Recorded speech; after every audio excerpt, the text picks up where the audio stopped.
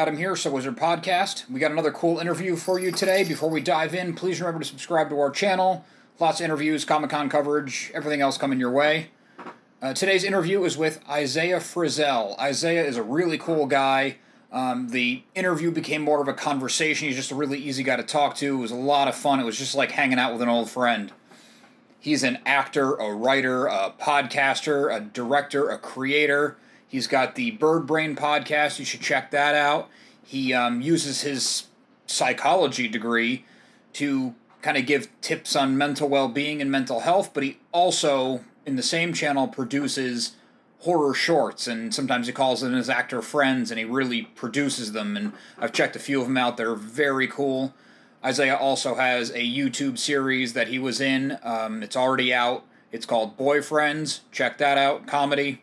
A really great conversation. Really great guy. I hope you enjoyed as much as I did. Hey everybody, I'm sitting down with Isaiah Frizzelle, who has a new series out on YouTube. How you doing, Isaiah? I'm doing well. How are you doing? Doing really good. Yeah. All things considered. Right.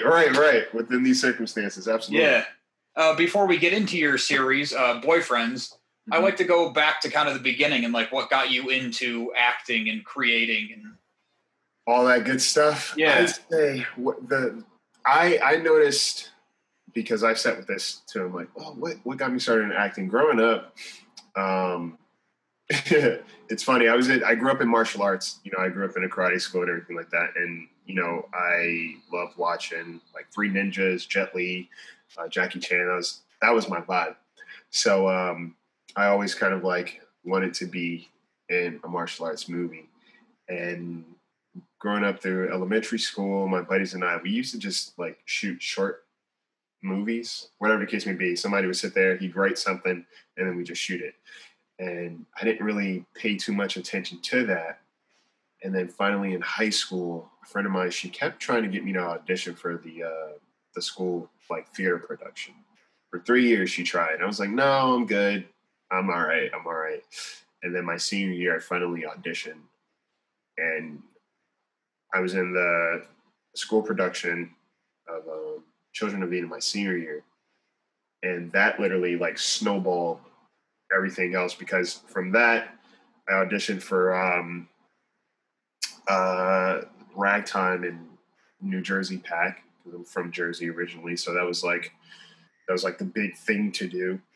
And literally that was just like, that just set everything else off in terms of my acting career now, and just really leaning into it. Open the floodgates. Oh yeah, big time. It was because for me, I was just like, it was something that I did casually, and I didn't really think of as I didn't take it into consideration. It was just like, I'm having fun with my friends, so this is just whatever it is. Right.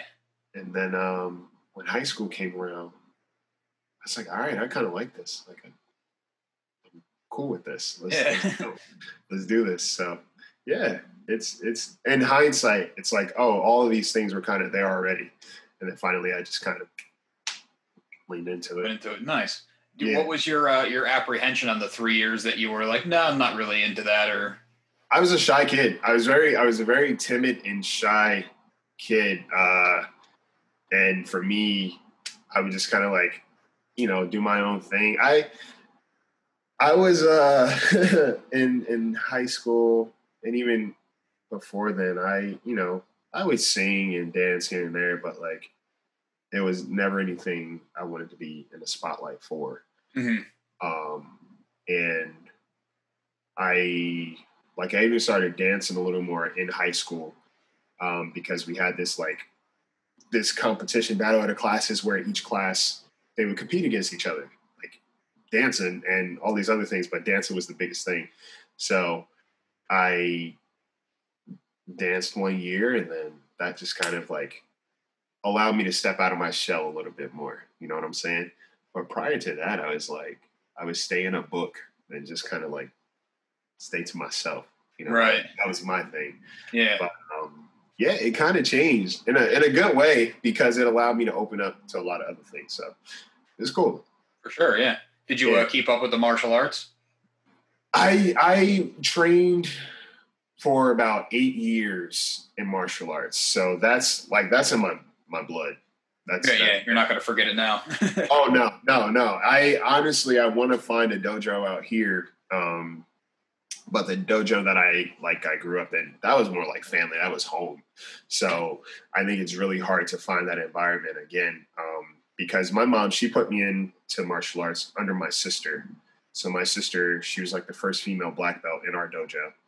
And she taught me and everything like that. So it was something that I had to do, and I didn't appreciate it until much later. I was like, man, okay. It's like, geez, that was a good time. I learned a lot, and discipline is there, flexibility is there. So it's like I miss everything that encompassed what martial arts is.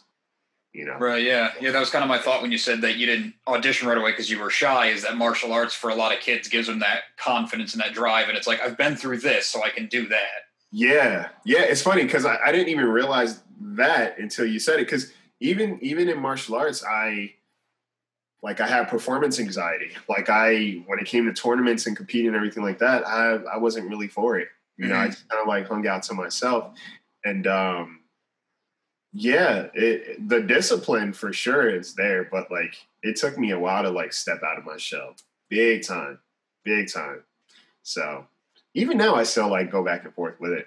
I'm pretty introverted, so it's all the things I do, I'm just kind of all right, cool. I'm gonna do this, and then I'm gonna just go back to, you know what I'm saying? So kind of they turn on the acting switch, and then yeah, or it's if I'm not thinking about it, it's a little bit more fluid for me. That makes sense. You don't get in your own head. Yes. Yeah. So yeah. All right, that's cool. Yeah, man. So what brought you? Sorry. No, I said it's interesting. Yeah, for sure. I wouldn't have guessed. Yeah. Yeah. What were you going to say? I'm sorry. You're in LA now? Los Angeles based now? So what brought you out that way from Jersey? Because you got New York City right there, so there was some access. Yeah, so I spent some time in New York. And, I picked up some steam in New York and everything like that. But for me, I was just I'm down to see what LA is and how it feels, because there's this pull there for a while. And I've never been prior to 2017. I had never been out to LA or anything like that, but I always know it's yeah, this is where I want to go. I want to be here. I want to check it out. And I'd been saying that since I was 18. And then finally I took the leap. And, for me, LA is and it's probably an unpopular opinion, but I love it out here just because I'm honestly, in a lot of aspects is what you make it. Mm-hmm. It's if you have certain expectations, you're gonna burn out real quick. You're gonna get very jaded and very, very hurt very quick. And it's your reasons, you figure out your reasons for being out here big time. For me, I was I'm coming out here for my career, but also I'm coming out here to grow. Yeah. And the blessing in that is both of those things have happened, and they continue to happen. 3 years later, still I'm good. I'm it feels good out here. Nice. That's good. Yeah. Yeah. Thank you. So yeah, it was a lot, Deborah. Obviously acting was a big component and a big influence, but at the same time, I was I'm going out here to grow, and I'm gonna make sure I do that too in the process, because that'll lend itself to anything else that I'm trying to pursue. You know what I'm saying? Yeah. So when you were 18, you first had in your head, LA is the place for me. Was acting top of your, or near the top of your list then, or was the acting right after that? So acting, it's funny, when I first went to college, I had a few ideas in my head, and it kind of makes sense. So I was considering becoming a medical examiner, forensics. Mm-hmm. It was between that, and it was between becoming a therapist and a anime illustrator and acting. So it was 4 things I was kind of juggling. And a couple different camps. Oh yeah. My mom, she's in law enforcement, so she was pushing me to go the forensic route. She's like, yeah, you'll like it. And then I was like, I don't like blood though, so I think I'm good there. Yeah, that would be tough. Yeah, I was like, you know what? I think I'm all right, And the acting thing happened. And she was like, well, make sure you get something that you can use, you can utilize. Mm-hmm. So I got 2 degrees instead. I just double majored in filmmaking and psychology, because for me, I was like, filmmaking, you learn a bunch of tools. You learn how to shoot, you learn how to write, edit, etc. So I could use that outside of school. Psychology applies to everything. So whether I choose to become a therapist or I choose to be an actor, it's still going to lend itself to everything that I need to do. So absolutely, I did it that way. Nice. That's smart. Really smart. I try. Yeah. Well, it's not like you have a plan A and plan B, but it's not like the same world. Like you said, psychology. I mean, you act, you got to invent a person. So of course psychology works. Yes. Yeah. And people, they sometimes when I tell people that, they're like, oh, that's an interesting combination. I'm like, no, it's not. I was like, it really makes sense. Yeah. Every movie you watch has some underlying theme to it, or some trajectory and intention behind it. Yeah, for sure. Whether it's, a horror movie, or like a drama or comedy, like everything is to seek a visceral response from the audience. It's all psychological. Yeah. So. Nice. Yeah. That's good planning. You keep up your drawing at all? You know what's funny? I'm getting back into it, and it's humbling the hell out of me. I just had to design a new logo for my podcast. So like I spent some time drawing that, and I just finished writing a book, so I have to draw the illustrations for that too. Nice. And man, is it like it's put me through the ringer, man. It's put me through the ringer, because it's like you should have never kind of like abandoned drawing. That was my first love, and it was like, all right, well, this is this is the result of you slacking off. So how do you feel about it? So I keep up with it. It's therapeutic.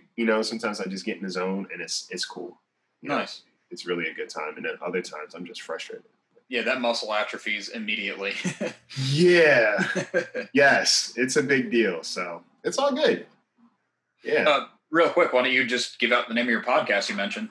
Oh, yeah. So it's the Bird Brain Podcast. And it's a hybrid.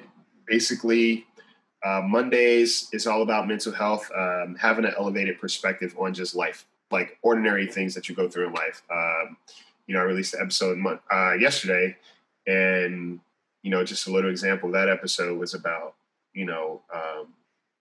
the process that we have in our heads when it comes to like disappointment, or being let down, whatever the case that be, like what that means versus what we are told it means. And just understanding that, every time someone doesn't show up in your life and you show up for yourself, you're reminding yourself that you're worth it. Instead of you seeing like, oh yeah, I got let down, no one's here for me, this sucks. It's like, okay, did I still get the job done? Right. Yeah. So that means I value myself to some degree if I'm still willing to do the work, despite someone else not being present. And then the other side of it is I write and narrate short horror stories. Okay. So yeah, that's Friday. So that's the Night Owl. And throughout the month of Halloween, I usually drop like 2 episodes. So 2 short stories a week. So it's 3 episodes a week instead of 2 a week for the month. Wow. Okay. So you're writing a lot. Writing a hell of a lot, man. I'm a busybody, and it's like, I'm like, why do you do this to yourself, bro? It's like, what do you get out of it? And I'm like, well, I enjoy it, and it pushes me to like just kind of think outside the box, but also see what I'm capable of. Oh yeah. And you're hitting deadlines and you're sharpening those tools. I mean, it's all a plus. Yes. Yeah. So it's cool. That's awesome. So it's 2 separate podcasts, Bird Brain and Night Owl? So the Night Owl is like, I just consider it a subchapter of the Bird Brain podcast. Okay, so it's the same feed. Mm-hmm. So if people look for Bird Brain, they'll find both. Oh, yeah. Okay. So, yeah, if you look for Bird Brain, you'll also see, like, Night Owl. And it's, like, it's set up in a way of, like, Monday the Bird Brain releases, and then Fridays the Night Owl release. Okay, cool. There's a distinction for sure. Nice. Yeah. I just want to make sure people would find it, and I'm gonna check it out after. But for you said you write and produce. Mm-hmm. You're also an actor. Is it like radio drama kind of production? Yeah. So for the Night Owl component, takes a lot more editing and a lot more for sure acting, if you will. Yeah. And I also too, because personally I'm like, I don't want to always hear my voice, so I'll have actors come in, and narrate instead, or I'll have friends that are actors that just kind of like lend their voice, and I love that. Yeah, that's awesome. Yeah, it's something gratifying, like to hear, you have a story in your head, you have a concept in your head, you put it on paper, and you hear it in your head as you're writing it, and then you bring in people, and they just nail it, and it's like, this is what I was looking for. Yeah, it's oh man, it's poetry. Honestly, it's really cool. It's really cool. Doing 1 or 2 of those a week. That's a quick turnaround. You're getting that all the time. Yes, man. It's like, it's crazy. It's crazy. So sometimes I have to like kind of take a step back, but taking a step back means like, okay, I'm writing this series for the Night Owl.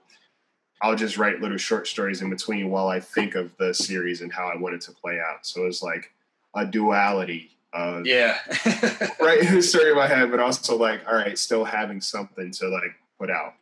So it's crazy. I drive myself crazy. Yeah, that's insane. Well, good for you. Keep it up, because that's why you're going to be successful, is that drive. I appreciate that. Yeah, I mean, it's just one of those things. I'm like, it feels good. It's fun. It's enjoyable, and it's a good kind of stress. So it's like when you're doing something that you love, just kind of appreciate that. Yeah.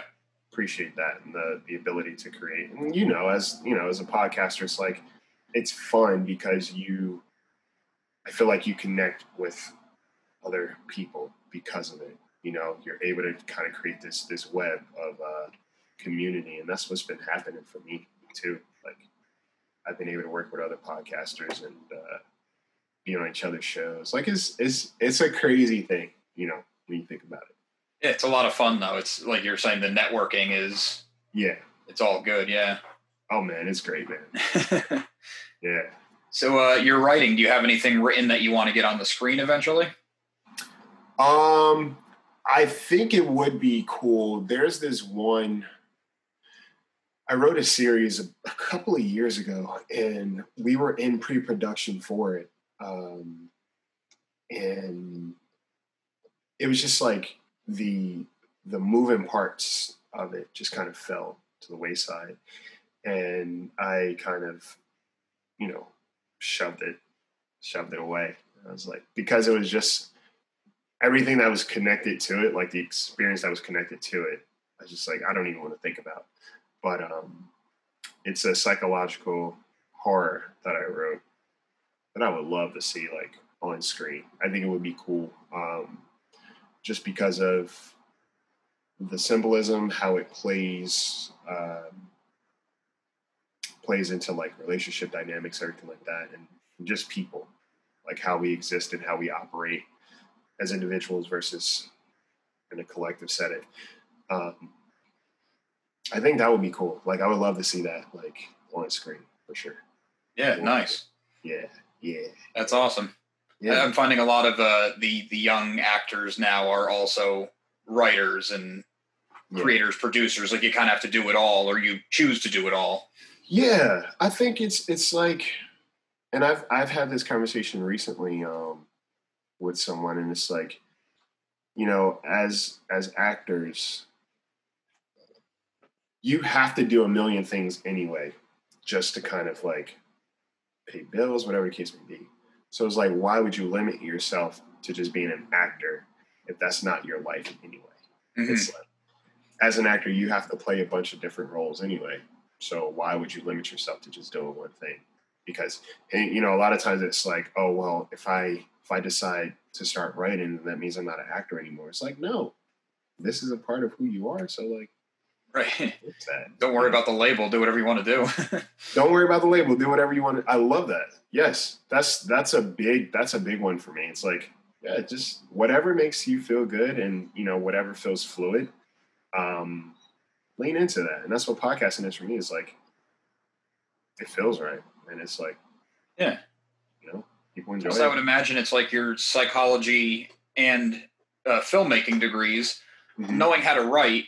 You're probably writing better for actors being an actor. And as an actor, you're probably writing better because you know what you need to see on a page. Exactly, man. It's weird. It comes full circle. And I'm like, it's like divine intervention for sure. I'm like, look, I didn't know what I was doing. I was just like, it feels cool. So I'm going to just rock with that. And nice. Go from there. And I'm sure that's helping a lot. I mean, for a while, I was trying not to bring up COVID because I'm sure everyone's sick to death of hearing about it. But at this point, I need not bring it up. Yeah. As an actor, writing has to help in this endless shutdown. Yeah. As an actor, it's like, for me, I was very much at peace with it when it happens. And because I'm like, okay, this is an opportunity for me to kind of sit still. And work on whatever else I need to work on. I finished writing the book through COVID because I was like, get it done. Yeah. You now have no real excuse. You didn't have an excuse before, really, but now you have a lot more time on your hands. So sit down, write this damn book. And it's good to have that structure instead of just watching Netflix 12 hours a day. Man, listen, it's funny. Like sometimes I'll put on Netflix for like background noise, but you can get caught up in it. It's like, yeah, it's hard to like steer away from it. So it's crazy. It's interesting. Yeah, for sure. Okay. Yeah. All right. So you have a YouTube series that just debuted, like a week or two ago? Yeah, it debuted, I think, when was it? The 27th or something like that? Yeah, like 2 weeks ago. Yeah. Nice, yeah. Okay, well, it's called Boyfriend, so people can look it up. How did you get involved with that project? So I got involved with that project through a buddy of mine, Joe. And Joe and I, we hadn't talked for, it was probably about a year or so, but he ended up giving me a random phone call. He's like, hey, how are you? I'm like, I'm good, man. He's like, listen, so I'm working on this pilot, and they're looking for an actor. You'd be good for this role. Do you want to check it out? I'm like, sure. I was like, send it my way, send me the script or whatever. And I was reading it. I was like, bro, I auditioned for this. I auditioned for this a while ago, and I was like, I never heard anything back. He was like, wait, really? I was like, yeah. I auditioned for this, never heard anything back. So I don't know what happens from here. Comes to find out, they never saw my audition tape. Oh. They never saw it. Like, it apparently got submitted after the deadline, so they didn't even see my tape. And I came into the city the same day, had like a table read with them, met them in person. They were like, yeah, let's do this. So it was like literally like, yeah. Over. Is the role you ended up getting the exact one you auditioned for? Yeah. Wow. Yeah. The exact role I auditioned for was the role I ended up getting. It was Dom. Like, he's this football player. He's a cool dude, but he's not like your average kind of jock. The dude has some layers to him, which I think is cool. I always appreciate when, you have the archetypes that are not exactly who they are completely, or people perceive them to be. Dig a little deeper. Yes. Okay, so sorry, we were talking about your character. Has deeper layers. Yeah, I'm sorry about that. I didn't mean to. No, you're good. Yeah, so like he just has there's a little bit more to Dom than what's just kind of seen. And like, one of the things I love about his character most is like, he's very much about his friends. Like, his homies that's his thing. That's his bread and butter.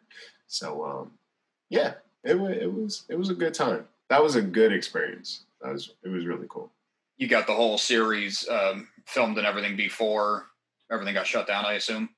We started filming it like prior to, I think, what are we in 2020?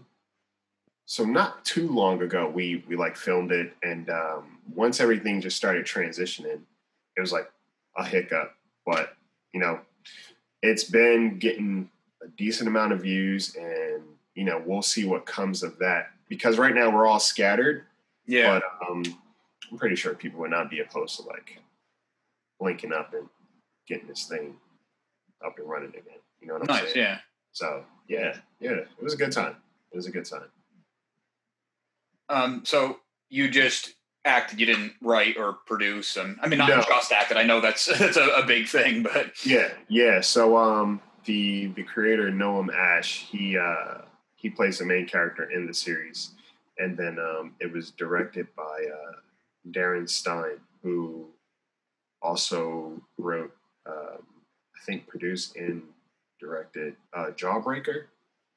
okay, I've heard of that. Yeah. Yeah, so Darren Stein was the director of this too. It's like, it was cool. There was a lot of talent on that set, man, because a lot of the actors came from like Broadway. All right. Like Broadway backgrounds or TV or whatever the case would be. So it was like, it was pretty cool to just kind of be in that space and, you know, just kind of dance. Right. Know? Yeah. Work on your craft. Yeah. It was fun. It was fun. How many episodes did you end up doing? We did, how many? I think it was the episode that I was in, and then I think they shot maybe like a couple more afterwards. But it's one of those things where it's like, you know, once things go to the editing room, a lot of things can change. So you may not walk away with an episode at all. Oh, right. That's true. Yeah. So yeah, it's a toss up. And I think that's how this industry works, is like, it's always some moving parts and you never really know how things are going to transpire. But, you know, it's cool to see when something does actually come to light. And then you just see what becomes of it because of that. Like what kind of like branches off because of this one successful component. You know? Oh, for sure. Yeah. Yeah. So we'll see, man. Man. Have you had any possible hits there, or you're just kind of putting on your resume, keep moving? Yeah, it's one of those things where it's like, you know, it's there, it's present. It's obviously not something that someone can see, but you know, as an actor, you just keep moving. Yeah. If something comes back, it's like, oh, let's revisit this for sure. But the blessing in that is there's a film coming out in like November called Blind Fire. And that's a whole nother, like, Boyfriends is comedy. Blind Fire is just like this intense drama. And it's definitely like a profound story and message. So I'm interested to see how that sucker played out and how the public responds to it, for sure. Mm-hmm. But yeah, that's something that I'm like looking forward to seeing. Nice. Yeah. Just by the way you're talking, it sounds like it's a pretty heavy tone. Yes, it's heavy. It has some weight to it, and I think in one way or another, people can relate, you know, without giving too much away. But like, right, you know, it's one of those things where it's like, you're gonna watch this movie, you're gonna feel something one way or another. You're not gonna not feel anything, you know. So it's I'm interested to see how that one unfolds. We'll have to keep an eye out for that. Yeah. I think November 13th it releases to like home theater or whatever the case may be. I don't know how like COVID's like changed the game in terms of like, right. You know, it's like video on demand, whatever the case may be. Some theaters have like drive-in, which I think is dope. Mm-hmm. But yeah, you never know. Where are you based? I'm in upstate New York, a few hours north of the city. Oh, okay. So we have no theaters. They did drive-ins for a little bit, but now that we're getting into October, you know, it was like 45 the other day. So yeah, ain't nobody driving out to watch a movie in 45-degree weather. Absolutely. They gave some theaters the opportunity to open, and they just chose not to because they're like at 25% capacity with no new movies. We can't pay our people. Yeah. So, it's crazy. Yeah, because it's like you would never think.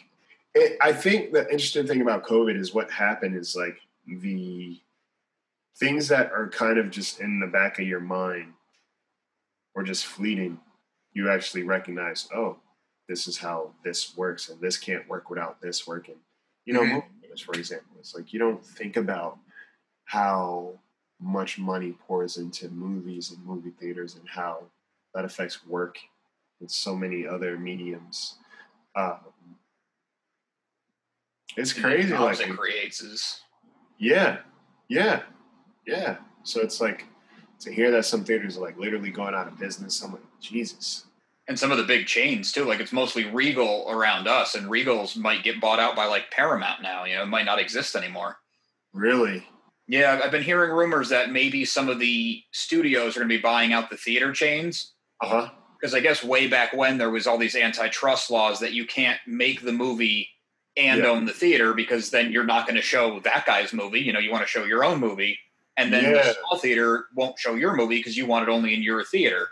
So it kind of made it a monopoly thing. But from what I've read, that doesn't exist anymore. So you might have like a Disney theater, and if you want to see an Avengers movie, you go to the Disney theater. You don't go to Regal or AMC or whatever. Right. Which, you know, makes it tough for people not in like in LA. I'm sure you have every theater imaginable when things are open. Yeah, it's we have a different. I think we have some Regals out here. We have AMC. We have I forget the other one. I can't think of it. ArcLight. Thank you. Yes. I was like the real expensive one. We have the nice one that I wish I could go to. Oh geez. Yeah, we have those, and it's like it's interesting just to see them close. And now for me even, I'm like, damn, I just wish I could go to a movie right now. A movie. I'm sure you want to make a movie, but yeah, just the fact of like, I just want to throw down my $10 and sit and forget about things for 2 hours. For 2 hours, just let me do that. Yes. And it's like, you know, for the month of Halloween, it's my favorite time of the year. It's my favorite month. So I usually try to do like shoot just a short something for Halloween. And I think I still might, you know, what I'm thinking about doing is like making a short movie for my Patreon supporters on the podcast. For the night hours, like something that they can watch instead of just listening to. I think that'd be fun. Yeah, so, that's a good idea. Yeah, I've been considering that. I'm like, that'd be dope. You know, home Saturday, because Halloween's on a Saturday this year, which is sick. Yep. You know, I think that's cool. And it's like, just get to stay home and watch a movie, you know? Yeah. So, and plus you got a lot of actor friends, so it kind of gives you all something to work on and brush off your skills. And yes. Yeah. So I think I'm definitely going to lean into that because, you know, that's my way of celebrating Halloween every year. It's like film something. Create something. Yeah. That's awesome. Yeah. Yeah, man. So we'll see. Are you a big horror fan or like what's your vibe? This time of year, I definitely get into it. Starts like mid-September, and I look around for ones that I've missed. And of course, you revisit like The Shining every year. Right. Yeah. It's like, yeah, I'm gonna find some new movies to watch, and then you just dip back into always like, you know, the what? 70s. Yeah, it's like these hold up still, so I'm good. Yeah. It's hard to find like good recent horror movies. Yeah, Midsummer might be the best recent one. That was pretty good. I tried watching it a few times, and I'm like, I can't. Not into it? Yeah, I think so, because I'm like, I haven't given it a full chance. Like Hereditary, the first time I saw it, I was like, okay. And then I watched it again with my buddies, who are actually, they're filmmakers, Nick Chaplin and David. Watching it with them, there was a whole another level of symbolism that I realized, whatever. And I love Toni Collette. I think she's phenomenal. She's phenomenal, yeah. Yeah, so I find any opportunity to just watch her. And that became like a pretty solid movie for me. But yeah, I loved that one. Midsummer wasn't up to that level, but I still thought it was pretty well done. Oh, really? That was my opinion, because it was made by the same some of the same people. So yeah. It's between that, The Witch I watched, and I was like, some people are like, yeah, it's the scariest movie ever, and I'm like, okay, yeah, I'm with you on that one. Yeah, that was every 15 minutes. I'm like, it's almost over, right? Like, this is pretty boring. It's like, when is this finish? And like, when is the scary part happening? Because the thing about me with horror movies is like, I walk in, and not that I get scared. Like, I don't think things really scare me, but you want to kind of be in that mood. Like, for example, a good movie that I still enjoy is Jeepers Creepers. I don't know if I've ever actually seen the original Jeepers Creepers. Oh, geez. Yeah, that was, when did it come out? Like, that's early 2000s, right? Yes. Yeah. And it's still like, it's just a good time. All right, I'll get on that one. Yes, please watch that one. Stir of Echoes, Identity is another one. Stir of Echoes is really good. That, I think, kind of got swept under the rug in the wake of The Sixth Sense. That's exactly. Yeah. But it's very good. Yes. And that was also one that, like, the first time I watched it, I'm like, oh, yeah, that was pretty good. And then I watched it again, like, oh, that was really good. Yeah. It kind of grows with you. Yes, big time. It's and again, it's some of those movies that kind of just hold up. Like, you ever see Skeleton Key? Yes, I love that one. Yeah. No one's ever heard of that movie. Yeah, people are like, wait, what's that? I'm like, are you kidding me? Like, go check this movie out. It's one that I always forget to list, but then I think about it, I'm like, oh, yes, that movie is. Yeah, absolutely. No. And it deals with like some kind of that's like American lore, which we don't have a ton of. Yes, man. It's great. And like how it all kind of comes together at the end, I'm like, this is a solid ass movie. Yeah, you're giving me a watch list for this weekend because now I'm thinking about all these. Say less. Yeah, it's worth like that. The Orphanage is another one. It's subtitled, but it's by Guillermo del Toro. Okay, was that the girl with the thing on her neck? No, that's Orphan. Okay. The Orphanage is that's one worth checking out. Like, yeah, just look up The Orphanage. I think it came out in 2006. Do they get stuck in like an abandoned building, but then some people see things in areas and others don't? Sort of. It has that element to it. Basically, it's a woman takes over an orphanage, and it's in Portuguese, but it's subtitled. She takes over an orphanage, and there's like this history to it that she's learning about, whatever the case may be, and it's like shit gets real. Okay, I'll have to look for that one. I love Guillermo del Toro, so. Oh, this one, man, he delivers. Like this is one of my favorite horror movies, actually. Awesome. Yeah. Yeah, he's got a warped mind, but in like the best way. Yeah. I remember watching Pan's Labyrinth, and when I saw what happened at the end, I was not expecting that. I was like, oh wow, this hits me different for sure. But he's good at what he does. But my still all-time favorite is the original Halloween. Okay, yeah, I can see that. Yeah, it's my jam. That is my jam. So it's like I always try to watch that on Halloween or around Halloween. So, right, nice. Yeah, your annual viewing. My annual viewing is like, okay, nothing's changed with this movie, but we're gonna do this. You know what I'm saying? Yeah. So, a smaller one that I come back to, I probably watch it 2 or 3 times a year still, is 1408 with John Cusack. Oh, such a good movie. Yeah, I love the psychological aspects of it where it's like, it's the scariest thing ever without it being like slashers or jump scares. It just messes so much. Yes, man. I love, like you said, I love those movies that are like, it's not for shock effect. You know what I'm saying? It's a little bit more going on, and it's a little bit more ominous. Like the others I enjoy because it's just dark and it's like creepy. Yeah, and it could happen to you. Yeah, right. So it's like, all these things. I appreciate movies that have some, levels to it. Where it's just not like I'm throwing blood at the screen and like I'm hacking a body part off.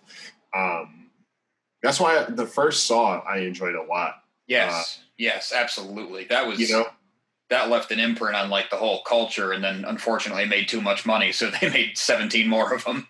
Yeah, they got real crazy, and I was like, all right, guys, you're just trying to see like how much you can torture somebody and get away with it without being considered like a They totally left the message out of it. Yeah, it really stopped being about like the movie in itself and what it was, in my opinion, what it was in the beginning versus what it became is like night and day. Yeah. And another good one I think is Paranormal Activity, the first one. The first one, yeah. Amazing. Made for, less than like a cheap car will cost in a small house. It makes millions. Bro, like they racked up and I was like, and that's the thing, you just never know what's to come of something. Like if you're creating, it's like you have a chance, Oh, for sure, yeah. Especially if it's just like, this is what I have to work with. Let's do the best I can. Simple. So this is kind of related, but kind of not. So you're obviously a big horror fan. Yes. You do a horror series once or twice a week, which is an insane turnaround on writing, editing, producing. Yeah. Do you take inspiration from things like Black Mirror in that? Because it's not quite horror, but it's definitely psychological, and you have a psychology degree, so. Yeah. It's funny. No,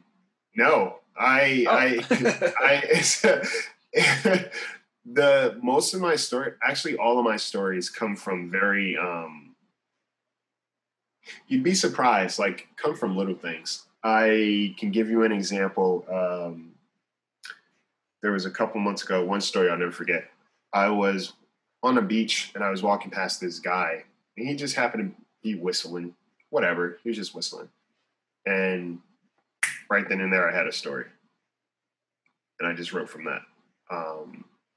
Like I literally pull out of thin air when it comes to nice. I love that. Yeah, it's literally like, and the blessing in it is that this podcast has been going for 2 years. So I've had a new story for 2 years. And I'm like, okay, it just goes to show is like life really offers up a lot. You just got to look for it. Just got to look for it. You just got to look for it. And it's like, whatever comes of it, just kind of go with that. So yeah, like even the series I'm writing now, for the podcast is called Haunted Anonymous. I released the first episode like 2 weeks ago, but it's basically, like an anonymous group for people that are like haunted. Okay. That's cool. I like that. Yeah. So I've been kind of sitting with that and just like pulling from a little bit of everything, sleep paralysis and crazy ass tales, or like just experiences, man. Just like something very simple or something very like intricate. It's like everything has something to offer you if you're just willing to be like. I could see that being a series too. Yeah, that would be sick. End it with a dozen people in the room, and then you just take one story. I like that a lot. Yeah, I like the concept of old storytelling. Just sitting around and people just exchanging stories, and it's like letting your imagination do what it will. Because, everybody's like, oh yeah, I don't have an imagination. And it's like, okay, think of a conversation that you wish you had with someone. Yeah. It's like you create the scenario in your head, you're creating the dialogue, you're doing all this in your head, and it hasn't even happened, and it probably will never happen in real life. But you have it up here. You created it. It's like we all have imagination. You know what I'm saying? Yeah, everyone can tell a story because you've seen a story, you've heard a story. Yeah. You like, you know how the formula works, and it's just like being willing to lean into it and see what comes of it, So yeah. With all the writing do you ever get jammed up? Do you ever feel like, oh crap, it's Wednesday, I got to get something out for Friday. How am I going to do this? Yeah. And funny enough, is like sometimes I work better under pressure, or what I'll do is I'll just lock myself down. And I'm just like, I just give myself space to like just sit and do it. And I've been like scheduling myself a little bit better because I'm also a fitness trainer. Okay. So it's like, just scheduling time to write, scheduling time to train myself, like all these things, just really plotting a time. And if I know I have to do something, I'll just sit there and I'm like, all right, well, sit still and just let it flow and see what comes of it. So really kind of giving yourself the discipline, the deadline, and leaning into it and just be like, all right, one way or another, this story is getting written. So would you accept that? Okay. Nice. So yeah, it's cool, but it's forced me to write a lot more because I, in high school, my teachers were not kind in terms of my writing. I was like, all right, maybe I'm just a shitty writer. And then in college, my screenwriting professors, shout out to Tobin, there was a couple of things that I wrote back then that he was really like, he was about. And that gave me the confidence I needed to just like keep going with it. Yeah, I was going to say, it's a good thing you didn't just drop it after high school or during high school. Yeah. Because I was like, it was discouraging, like to just constantly see red marks on your paper and you're like, oh, well, I took my time writing this. I thought it was good. And teacher's like, nope, this is trash. You know what I'm saying? Especially with something like writing where it's like, well, that's also subjective. It's like, yes, you can't tell me it's not. You can tell me that I spelled this word wrong, but you can't tell me it's not good because that's. Yeah.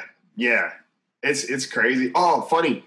Exorcism of Emily Rose. That's another one. Oh, that was really good. Yeah. I just wish they went with the ending that it was psychological. I guess I'm trying to dance around like me to give spoilers away for a 15-year-old movie. But, yeah. No spoilers. It turns out it was real, but I liked the angle where it wasn't and that she was just convincing herself. Oh, you thought that was better? I thought that was scarier. Yeah. Well, it's funny because I wrote an abstract on that in college for my abnormal psychology class. I wrote an abstract on that particular story because it's a true story. Mm-hmm. Just again, the struggle of what's real and what's not, and how that played into a very real life situation, but also how it challenged, again, religion, spirituality versus science and all these other things. And it's like, it's ugly because you're literally denouncing someone's core values, and like this priest whose life is to serve, God and everything like that, to have it be brought up in a courtroom and people say that it's not real. It's like, yeah. I wasn't trying to like put that part of it down. I just thought it was almost a scarier take of like, look how much control your mind has over you and you think you're in control. Yeah. It was a good movie. I felt the acting was great. I love the environment that was created for it. Like, it was really creepy. It keeps you glued to the screen. Like, you got to see how it turns out. Yes. Big time, man. That's one of my favorites too. She's like, let's go play. Yeah, she's at the door. Yeah, man. So yeah, you got some movies to watch for sure. Yeah, absolutely. And I'm going to definitely check out your podcast because I'm totally into those kind of, like, lore is one of my favorites recently. I've been started that one at the beginning. Yeah. That's cool. Yeah, I appreciate that. It's funny. Like I said, some stories are like 3 minutes, 5 minutes, and then other ones can be a little bit longer. But I like short stories where it's like you just get to it quick, or you get your concept out and down, and you don't have to overextend it. Yeah, because there are some things where it's like it just drags, and it's like you lose focus. You're like, wait, what happened? And it's like, people don't have that long of attention spans. Yeah, that's one thing, and let the story be as long as it needs to be. Yes. So I do. Sometimes I'm like, oh man, I wonder if this should have been longer. And then other times I'm like, screw it. Yeah, you got it done. It's there. Yeah, you can always add to it later. Do another one. Yeah, man. So I got a couple of stories in mind for this week, and they'll definitely be up. One's releasing tomorrow. So nice. Yeah, man. Yeah. Yeah. It sounds like you're incredibly busy, and I definitely appreciate the time. You're a really interesting guy to talk to. Oh man, thank you for having me. I think it's always, like I said, it's great to connect with other podcasters, and it's just one more added to the list of like, this is my community, For sure, yeah. And if you ever have anything, you're putting out a book or new podcast, whatever, reach out. We can always do it again, help promote, even just send a link. Yeah, I would love to. Yes, and I'll definitely be putting your podcast on blast. Awesome, thank you. Yeah. So before we wrap, do you want to let everyone know where they can find you, your projects, your podcast, everything? Oh, yes. I mean, you can find me on Instagram, Isaiah Frizzelle, Twitter and Instagram. And then for the podcast, the Bird Brain Podcast is the Twitter and the Instagram. You can listen to the podcast anywhere you listen to podcasts. And we're also on YouTube, so you can check out some YouTube videos as well of the podcast. And the book should be coming out soon. I just got to get the drawings done and then get it up and running, and then we go from there. But overall, it's like I'm always kind of moving, so you'll be seeing and hearing a lot from me. Yeah, that's awesome. Yeah. It's always good to hear. Yes. Thank you for having me. I appreciate that big time. Thanks again for taking the time. It was a lot of fun. I know we went on some diverging paths, but it was just fun. I was into it. So yeah, it's worth it, man. It's horror season. You got to talk about the horror for sure. Right. Yeah, man. Cool. Yeah, well, thanks again. This will be up in the next couple days, so I'll shoot you guys an email. And sounds good. Thank you. Take care. You too, man. Have a good one. You too. Well, another big thank you to Isaiah Frizzelle for taking his time to come onto our show. Really cool guy. I hope you go and check his stuff out. Make sure you listen to So Wizard Podcast every single week wherever you get your podcasts. So Wizard Podcast can also be found on Patreon, where for as little as $1 a month, you get 2 bonus shows for it, at least 2. SoWizardPodcast.com has reviews, recommendations, all new merchandise, and more. And we love hearing feedback, so drop us a note in the comments or leave something on social media. All of our accounts can be found after the show and in the show notes. Thanks.